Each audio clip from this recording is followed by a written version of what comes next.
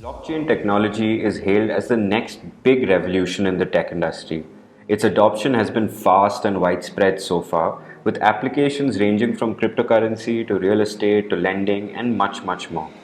But blockchain also has the potential to create and enhance social impact in many different forms. Transparency, for example, is a huge virtue of this technology, and the Telangana government is using blockchain as its base to secure and update land records. The state also has aspirations to make Hyderabad, its capital, as the blockchain capital of the world.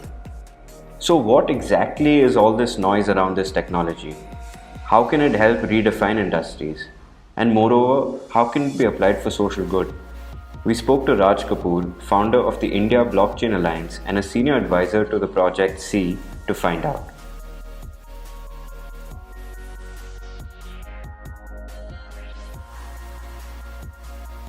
Could you explain what exactly is it and why is it seen as the next big thing for social impact?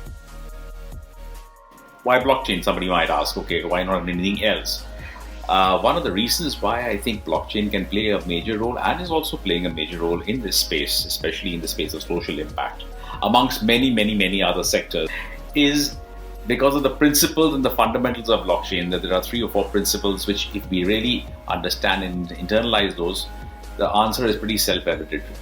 First, blockchain is decentralized. Nobody is in control of that. Okay, nobody controls it, and because there are no controls like, say, an Amazon or a Facebook or anybody else are the big tech giants, data will always be sacrosanct, never be able to be tampered with, right, or manipulated for commercial use, so to speak. That is one of the clear things. Second, it is distributed. Being distributed means there are nodes everywhere. So the redundancy is almost zilch. It never gets, it's always on. It never can go down. Also, that's one part. The second part is there are so many people involved in validating the data. Therefore, the accuracy of data is also sacrosanct. Third, it is immutable. For example, you have so many devices generating tons and tons of data. Today, you can manipulate that data. You can make changes in that data. But if it's on the blockchain, you can't change the data. Now, that's a great thing, especially when you're doing something, we're getting information for crops, environment, climate, oceans, whatever we want to talk about. That's another thing. And finally, it's traceable, so you know exactly where the data has come from. It's transparent. The whole system is transparent. There are no middlemen involved. It is automatic. It is validated on a consensus. So everybody agrees 10 minus 8 is 2. Everybody should agree it's 2. Even if one doesn't agree, it doesn't come in. That's how blocks are created, and that's how blockchain becomes an amalgam of all these wonderful fundamentals. And therefore, when we talk about social impact, we can actually measure real social impact. Let's take a look at some forms of application, right? Let's look at Project C. What exactly is this project and how does blockchain form a central part of it? So what we're doing at C, we're building actually a very unified global network of environmental monitoring, which is right now really being done only in silos. This monitoring will allow us to understand what's happening to our planet. Listen, guys, we are living on it, so we should know about it. And we can then build proper climate models and recognize emerging crises. That is, I think, very critical, which we are not doing. We can do a little bit of guesswork from here and there, but if we have proper data, and I say proper, it means honest, true, non-tamperable data, that makes a lot of sense. So we're working with some of the largest environmental organizations globally to make sure that we are building the best solution. That's one of the things. And we take a lot of feedback from everywhere. So everybody does a lot of work. There are many very good institutions which are doing work in this space, but they're all working in silos. We're trying to bring this all together. So what we are doing actually is all phones, all our smartphones, watches, vehicles, all of them have existing sensor devices. So that rather than creating something new, they're leveraging the existing devices and rewarding the users for connecting their sensor devices to our ecosystem, that's to our blockchain. So we're not going to rely on human judgment to supply data. We'll harvest it basically from the consumer devices and these sensors, which they're already existing in our smartphones, in our tabs, everything. So that's one of the things we're doing at C. So it's really fun. So It's not. There is nothing extra required. There's already, we all have a phone and everything else. We just got to leverage that and do that. By the way, if we had this technology of the C technology, what we've created is an amalgam of blockchain and artificial intelligence. If we had this technology, say in the 80s, we would have spotted the correlation between the global temperature, the carbon dioxide levels, methane levels, the ice melts. We would have gathered all this on the very first day we switched on our system. That's the big difference we are making. Even before we really actually started, we have about 7,000 members already, and we haven't even started any form of evangelizing or talking about it. Then, even with these 7,000 and then more and more joining in every day, we've got 6 billion smartphone users worldwide.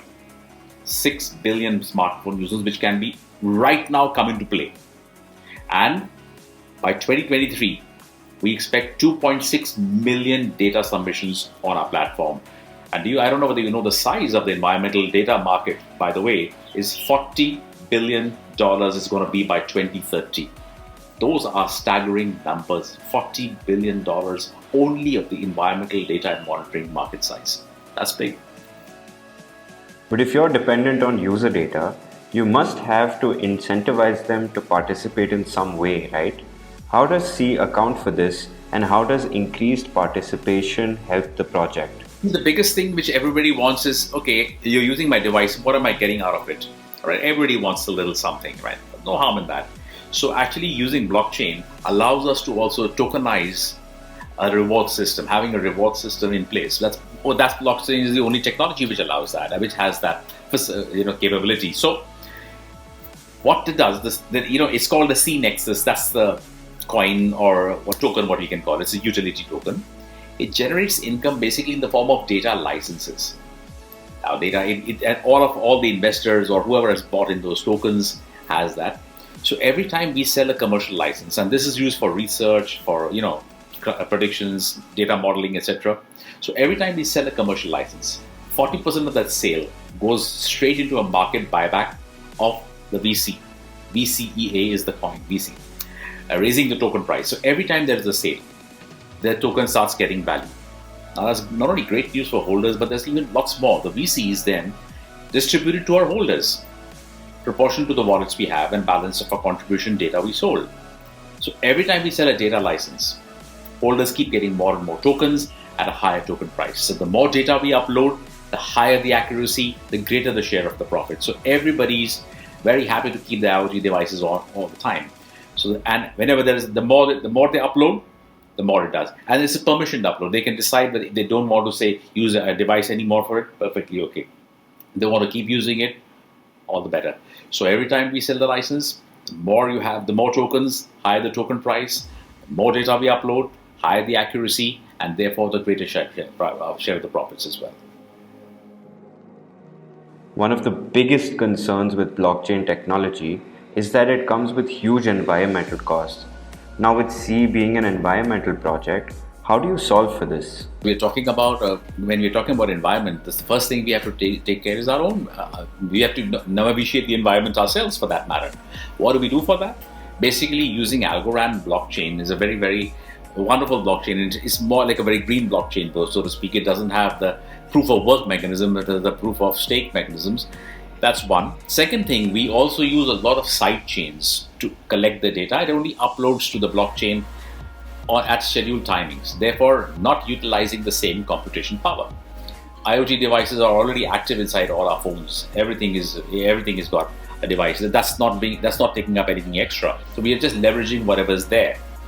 Using side chains to collate the data at a centralized and then putting out of the blockchain means instead of having every data recorded on the blockchain, it's on a side chain which gets uploaded once or twice or 4 times a day, 5 times, depending on how much we decide.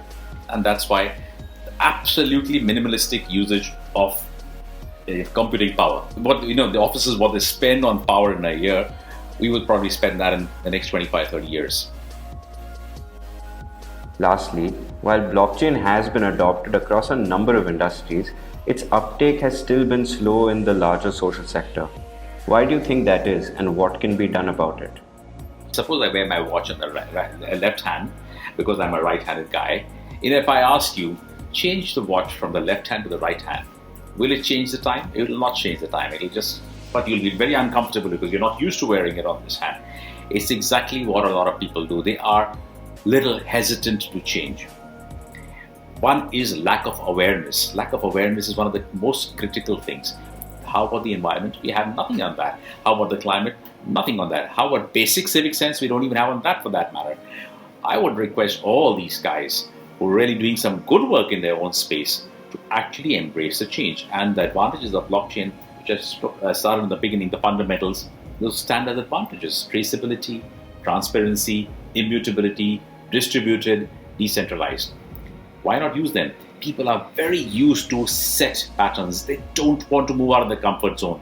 Here we moved out. Not only have we got fantastic clients even before the complete project is rolled out, we are starting a new education series also, an awareness and education series for people.